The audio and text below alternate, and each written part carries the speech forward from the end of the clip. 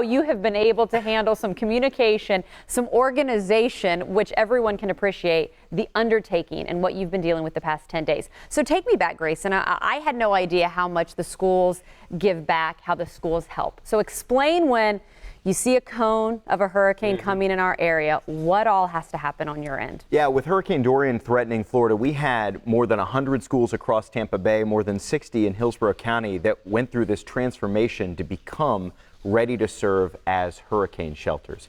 And the work that goes into that is really staggering. We made a decision, Friday, 2 weeks ago now, to cancel school for the following Tuesday. And one of the reasons was we wanted to give our teachers, our schools, time to set up to serve as shelters. And yes, they would be ready to evacuate people from low-lying areas here, but the biggest concern we heard from emergency operations was the possibility of people leaving the East Coast to come shelter here. Because if you're in South Florida, you can't, there's no way to keep driving north if you think the storm's just going to barrel right up the state. So the thought was, okay, we're going to need folks to come over and shelter on the west coast of Florida. So we have more than 60 schools that we shipped shelter supplies to. Our special needs shelters, 3 of those for people who are medically fragile, get cots like the ones you're seeing here and emergency generators. That's great. Another thing we do is we have 11 pet-friendly shelters that would activate, and the Hillsborough County Pet Resource folks who actually come on this show and talk about pets from time to time. They're great partners. They actually stage trailers full of pet supplies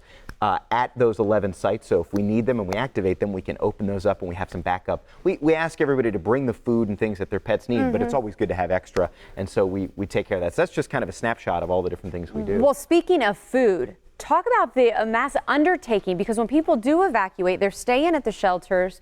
You do provide meals, right? Yeah, in Hurricane Irma, we sheltered 29,000 of our neighbors, and we fed them 36,000 breakfasts a day. We fed 31,000 lunches, because you've got the people who are staying there, plus people who are running the shelters, the volunteers. So that is a massive undertaking. The advantage we have is our shelters all have kitchens, and our student nutrition staff, the cafeteria workers, right? They actually ride out the storm at the shelters, and they get up, and while everyone else is just trying to figure out what's going on, they're cooking the meals and getting things ready. And because we serve more than 200,000 meals a day for students, we have all the supplies, we have everything we need. So we're pre-stocked with, hundreds of thousands of gallons of milk and everything else you'd need to feed people for a few days. Well, a big thank you to those cafeteria workers who are willing to do that. And also a big thank you to the teachers, because you say they play an integral role in turning classrooms into, possibly bedrooms? Yeah, one of the reasons we made the decision when we did to close later for Dorian was because teachers were still at the schools on Friday and able to start transforming their classrooms. And they really do have to turn them into bedrooms. And when you think of all the people you need to put in these schools, they have to sleep somewhere. So they move desks out of the way, they lock up some of their more sensitive stuff, and they'll actually leave notes like on the whiteboard, like, welcome to our classroom, hang in there, we're thinking of you. And some of the teachers will leave in, especially the elementary schools, they'll leave out activities for kids. They'll leave out crayons and worksheets and things. Because when you're anxious and you're riding out the storm, one of the things you can go back to as a kid is hurricanes are scary, but school is not.